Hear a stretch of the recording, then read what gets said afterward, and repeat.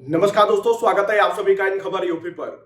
दोस्तों, देश में लोकसभा चुनाव हुए और चुनाव के नतीजे भी सामने आ चुके हैं, लेकिन चुनाव के नतीजे बीजेपी के लिए चौंकाने वाले आए, क्योंकि जो तमाम एग्जिट पोल में कहा जा रहा था कि 350-400 पार भी हो सकता है, वो पूरे के पूरे सारे एग्जिट पोल लगभग जो है गलत ही साबित हो गए।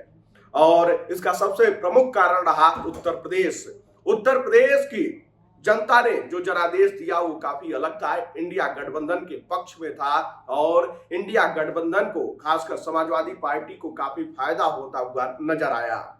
लेकिन उत्तर प्रदेश की वो 10 वीवीआईपी सीटें कौन सी हैं और जिन पर उन वीवीआईपीओं का आखिर क्या हुआ। शुरुआत करते हैं वाराणसी से ही, जहां से प्रधानमंत्री नरेंद्र मोदी चुनाव लड़ते हैं।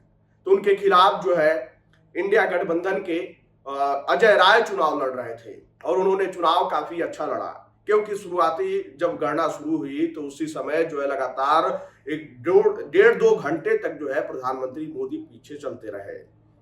और ये हैरान कर देने वाली बात थी सबके लिए कि प्रधानमंत्री मोदी गणना में पीछे कैसे चल रहे हैं, आखिर ये वाराणसी में क्या हो गया। लेकिन जब गणना आखिरी चरण तक पहुंची और जो है उसके बाद बीच में ही प्रधानमंत्री मोदी ने बढ़त बनाई और लगातार बढ़त बनाए रखे, लेकिन लगभग 1,52,000 वोटों के अंतर से वाराणसी जीत गए।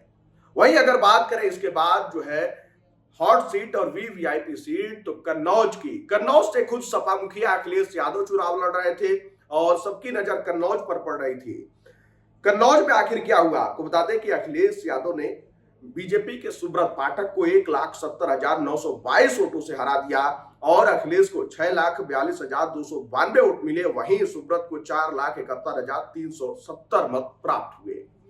वहीं कन्नौज के बाद अगर वीवीआईपी की बात करें तो रायबरेली सीट, जहां से कांग्रेस नेता राहुल गांधी खुद चुनाव लड़ रहे थे और रायबरेली जो है जैसे ही राहुल गांधी ने वहां से चुनाव लड़ने का फैसला किया, उसके बाद से ही रायबरेली चर्चा में थी और रायबरेली से राहुल गांधी ने बम्पर वोटों से जीत हासिल की। आपको बता दें कि 2,97,619 मत जो है बीजेपी के कैंडिडेट दिनेश प्रताप सिंह को प्राप्त हुआ, तो वहीं राहुल गांधी को 6,87,649 वोट मिले और राहुल गांधी ने 3,90,030 वोटों से जो है बीजेपी के प्रत्याशी को हरा दिया। अब इसके बाद अगर बात करें हॉट सीट की, तो मैनपुरी वीवीआईपी, जी हाँ, डिंपल यादव यहाँ पे चुनाव लड़ रही थी और काफी यहाँ का चुनाव दिलचस्प था, क्योंकि योगी सरकार में मंत्री जयवीर सिंह उनके सामने थे, लेकिन डिंपल यादव ने शानदार चुनाव लड़ा और 2,21,639 वोटों से जयवीर सिंह को हरा दिया। वहीं अगर इसके बाद बात करें लखनऊ की, लखनऊ से जो है रक्षा मंत्री राजनाथ सिंह चुनाव लड़ रहे थे, सबकी निगाहें वहां पे थी और सपा से रविदास मेहरोत्रा थे, लेकिन जो है राजनाथ सिंह ने 3,55,159 वोटों से जो है समाजवादी पार्टी के कैंडिडेट रविदास मेहरोत्रा को हरा दिया। वहीं इसके बाद बात करें मथुरा की, मथुरा से बीजेपी की हेमा मालिनी चुनाव लड़ रही थी और जो है वो 2,93,407 वोटों से जीत हासिल की। आपको बता दें कि कांग्रेस के मुकेश धनगर को जो है उन्होंने चुनाव हरवाया।